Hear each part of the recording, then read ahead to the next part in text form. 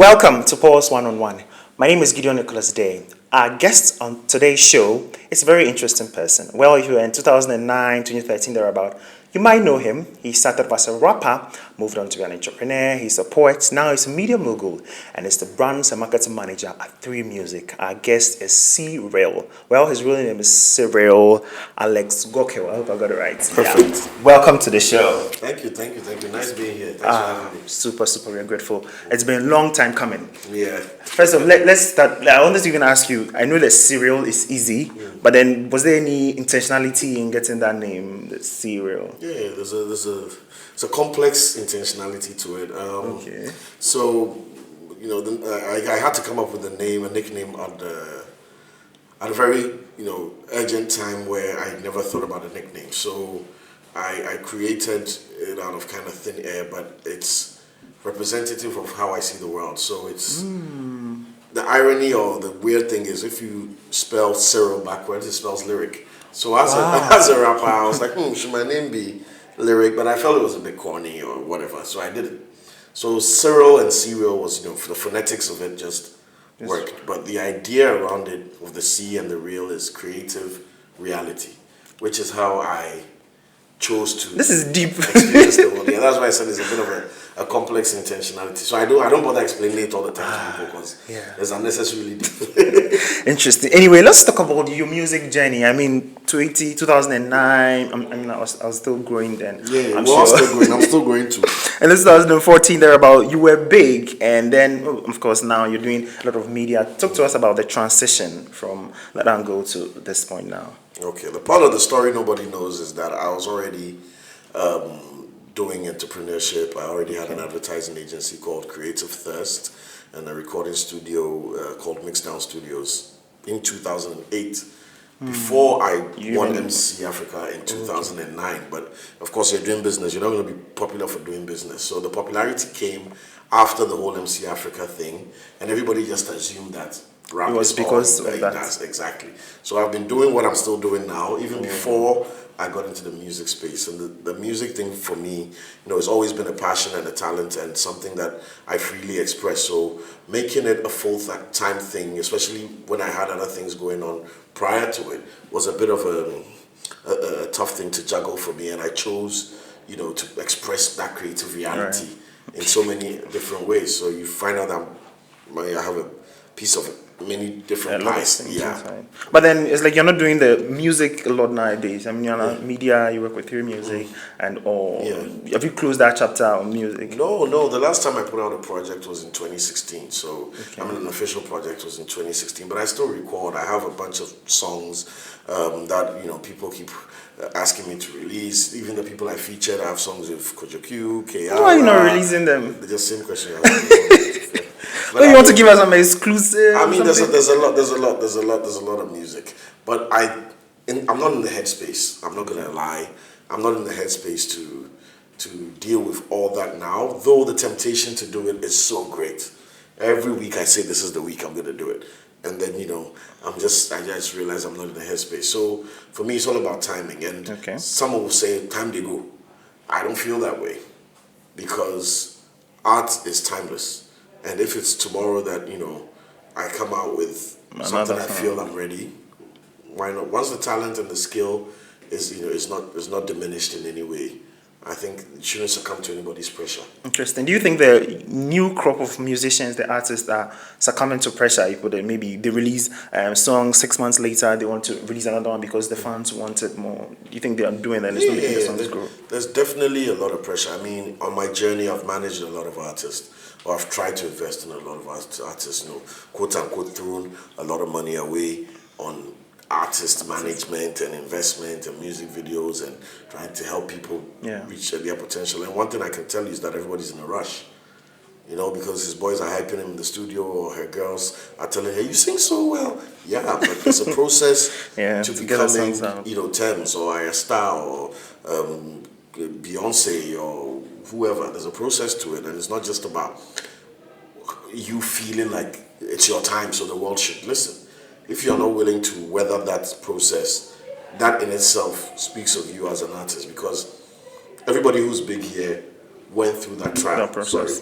Sarkodie went through that trial. Ifya went through that trial. Stoneboy, Shatawale went through the trial, A very succeeded long as one time. artist, went through a whole different trial, and came back as another artist. Yeah. So if you are looking at these people enjoying their lives now, and you as somebody on the come up, you want to be as big as them next week, you know. Yeah, it's difficult. Anyway, let's talk about you being part of the Grammy Recording Academy class of 2024. Tell us, what does it mean? Like, is it a big deal? What really? It is a big deal. It's a very big deal. So shout outs to my brother DJ Julian Nikoanan.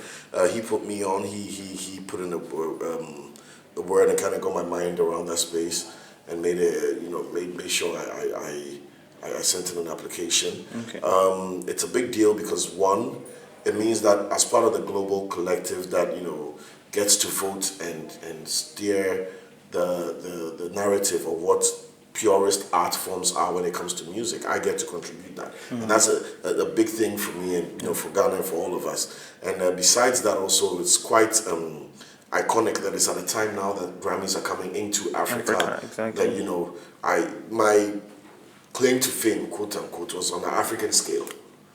MC Africa happened and I went on the African scale. And, fast forward, we're in 2024 and some Grammys is coming to Africa and here's my name in the mix. So I just think it's divine, the universe doing what it does best and making sure things align. All right. Talk to us about that process. Was it difficult, or can anybody just apply for it? Yeah. And will they? I mean, I think you need some recommends from somebody who's already an Academy member, and then I think it's 2 people. I don't know. I forgot. But yes, 2 people. I think 2 or 3 people you need to referee for you, and then apart from that, it's just about you. Okay. It's basically a big myself.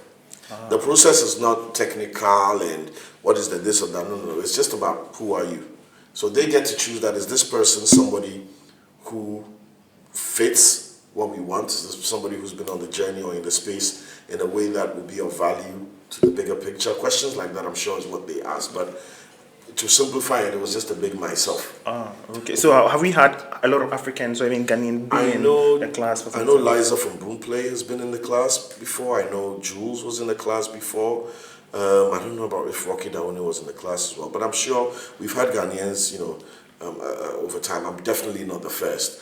But I think maybe it's just because of the position I find myself in now that the amplification and the awareness around it is much more heightened. But yeah, there's a lot of people who... So you just talked about the fact that there have been a lot of Ghanaians in there, but we've not been seeing the reflection on the awards and nominees and everything. What could be wrong? I mean, the Ghanaian being there doesn't mean the Ghanaian should force a way for a Ghanaian to win. I think that's the misconception we tend to unfortunately carry, because it's about global music. And it's highly likely that there are people in other countries who make better music than Ghanaians. Yeah. And the same way it could be that Ghanaians make better music than people in other countries. So when you're on that kind of level and you're working with a brand that's as global as the Grammys, you don't think about, your little corner of the world. The whole world is your corner, and you have to be honest to the art form. Because art must win at the end of the day, and I think that's what the Grammys... That's what the Grammys bring. Now, you being a member, what does it mean for Ghana? What are you going to add to it, your expectations to it as well? My expectations, I've been doing my own reading and research, and what I do know is that there's a lot of programs, events, thought leadership, educational. There's a whole journey that the Academy, carries. It's not just about the award night. Okay. So the Academy is just like it sounds. It's an academy where I think the goal is to help position and uplift music and music artistry to its greatest potential. The awards is just an aspect of one of the properties they own. So there's things like trainings, there's empowerments, there's programs, there's seminars, there's talks, there's a lot of things to be done. And what I would love to spend my time doing is making sure that I bring as much exposure to the technical and the professional side of the music business. Because when it comes to the raw talent, Ghana has never lacked. But when it's time for us to refine it, package it, and place it... Let it appeal to the international... That's where we fall short. Because here you have 4 or 5 Nigerian artists who are in American conversations. But how many Ghanaian artists are in those same conversations? And it's not based on the talent. It's based on the fact that we're not well plugged, we're not well resourced technically, we lack the know-how, and collaboration seems to be a problem for us. So these are things that I would focus on trying to bring to the table if I ever am presented with that kind of opportunity. But then, is it a finance problem? Is it maybe a conversation problem with the musicians, their record, their management? What really is the problem? What's affecting our productivity in achieving those target audience? Knowledge, knowledge, knowledge. Bob Marley said, "In the abundance of water, the fool is thirsty." When you go to Timberland or Dre or Swiss Beats for a production, their production surpasses whoever because of the knowledge they possess. But we tend to dwell so much on talent and fail to understand that even with the talent, it will be further enhanced with knowledge. So I'm big on knowledge acquisition and knowledge sharing because I feel like that's where we get to see what the map is, get to see where the superpowers are, and tap into it. Interesting. Well, you just talked about map, and of course, the Grammys has extended its reach to Africa, and then Denta has been speaking about the fact that Ghana missed out the opportunity to host any Grammy event. It's coming to Africa. What does it also mean to us? It coming to Africa also means that a bunch of other support services, businesses, expertise, and professionals will also be coming to Africa. Let's not forget that the Grammy, as much as it's a huge juggernaut of an institution, is not in isolation. There are many support services, many partnerships, many collaborations that make the Grammy a success. And those collaborations and support services have existed in America this whole while. But now that they're going into Africa or coming into Africa, the question is, are they coming into Africa with the need to bring along all that framework, or is Africa going to be ready to give the Grammys the framework it needs indigenously?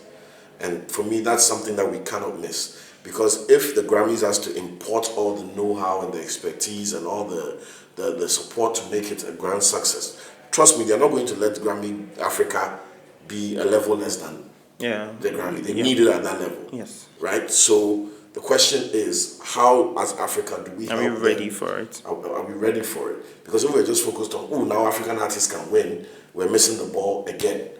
African artists could have won yesterday. But again, because of knowledge and technical skills, we didn't. So if we're still going to be excited about the fact that winning, and not actually saying, okay, how does Africa create a foundation that the Grammys can settle on, and then we control the narrative? You know, that's where I think we need to be focused. A lot of Ghanaians are talking about Grammys, expecting that our artists will win some, and even also just to mention, Denzel also said that we missed out opportunity to host any events. Yeah. I mean, what do you mean we have hosted? Can we host the Grammys? And are we ready for any of that, especially for Ghana? We've hosted a lot of A class events. We could have hosted the Grammys. I mean, the team that came for the Global Citizen imported expertise and hardware, but they worked with a local crew where knowledge sharing happened and people learned off of that, and it's impacted our creative landscape immensely. So if maybe the first one, you know, it's a partnership, by the time we're at the third or fourth one, we should be at the place where we could do it on our own, because, you know, nobody exists in isolation. So I think we could have hosted it. I don't know what happened on the administrative side, so I'm not going to go into beheading anybody for dropping the ball yet. I will find out. But I think it's a missed opportunity. It's a big missed opportunity, and it's our first red flag that we dropped the ball, because nothing is bigger than the opportunity to host. Imagine our artists having to travel out of Ghana to another African country to go pick up an award they could have received in their country, or Kumasi. We don't see it now, but but I mean, it is what it is, and we don't cry over that spilt milk. We'll keep milking the cow. Keep milking the cow. Congratulations once again on being part of the class. Let's move away from Grammy and let's talk about you, brands and marketing manager. Did you do course study in that regard and taking on that? Nah. I've been doing advertising since 2008.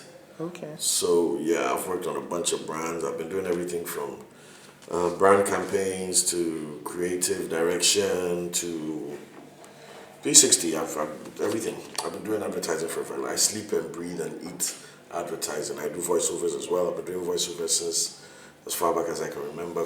Probably a few thousands under my belt. Wow. Yeah. So you're chopping a lot of money. Oh, on the low.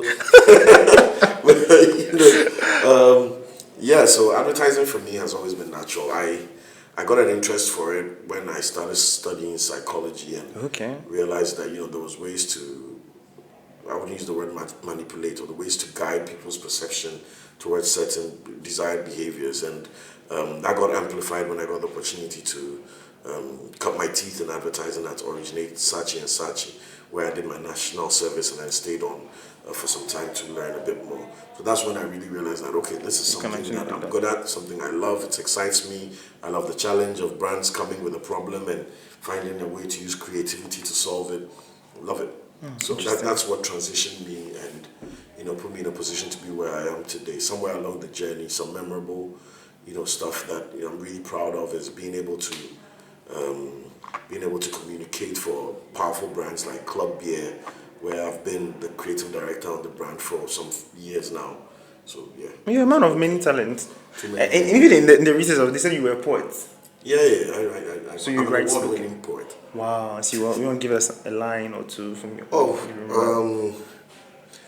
Her beauty raises elegant waves of emotion. I'm delicate phased and I'm open, hoping as I pray love favors a token.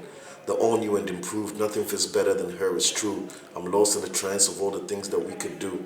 She's the brains laced in a swirl of curves. One look at her when all the words that occur were verbs, making me feel she's superb. Take a look at her contours, then I want an encore. Till we're feeling all raw, me or more, I want more.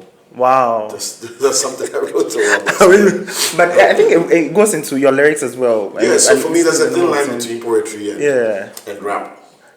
I mean, apart from the instrumentation and the timing, for me, it's just writing. It's just being able to put words together and make sense while creating that entertainment value. Interesting. I mean, I'm hoping that I also get together all of these talents in one and make money out of all of them at the same time. Highly possible. Highly possible. Anyway, we'll have to wrap it up. But how's the future looking like? What are the plans? I mean, maybe new adventures might come your way. The future is really bright. I mean, 3 Music, TV, and 3 Media Networks. There's a lot in the pipeline. We're doing a lot of exciting stuff. And, I'm very honored and privileged to be in the driving seat for the brands and marketing team to make sure that, the amplification and the creativity is expressed to its maximum potential. Already, the creative excellence that 3 Music and 3 Media Networks carries with the awards and the Black Holes. What the awards? When are they coming back? Or sooner than you think. Any I'm not giving you an excuse. Sooner than you think. Stay tuned. All right. The good thing about marketing is suspense sells. Yeah. Coming soon. Yeah, but 3 Music has always been known for being groundbreaking when it comes to creativity. So we're taking that potential and that legacy and we're taking it a notch higher. And I'm very honored to have been given the role and look forward to making my mark. Definitely. Any final words to your hungry audience who wants to listen to you? Any song? Maybe let's go on Spotify, go on Apple Music, go listen to the old stuff for a bit. I'm working on stuff. I can give you. Let's see. What can I do? What can I do? Do I have anything new? Okay, let me. I'll give you like some 8 bars. Let's go. Some unreleased stuff. Oh, okay. All in. Roll the cameras. The flow stay colder than Canada. Forget your favorite rapper. Anything he says, Makadada. Every mic I massacre, I kill it, then I laugh at you like, ha ha ha. What you think, say this be work of amateur? I am the kingpin, been in this ring since green, the guy that makes these other rappers sing. I know it's been sickening, the world you've been living in is getting to the part that's far from where the beginning is. I'm feeling it getting in closer, the weight of the world on my shoulder, we've taken enough of the stress to regret getting older. Mind on my money, but my heart's full of pain. I feel a strain that I could barely even explain. Cutting all the BS like I'm swinging machetes, I'm ready to bury anybody that ain't ready to be legendary. My mind states raise the stakes beyond mistakes. It takes an embrace of fate to be armed this great. Wow. Thank you. Maybe I'll release it. Maybe I won't. Yeah, give us a date and let's be expecting that. My name is Gideon Nicholas Day. Our guest has been C-Real. It's been a pleasure talking about Grammy and talking about his music journey and some exclusives as well. That has been Paul's One-on-One. We're back with another episode.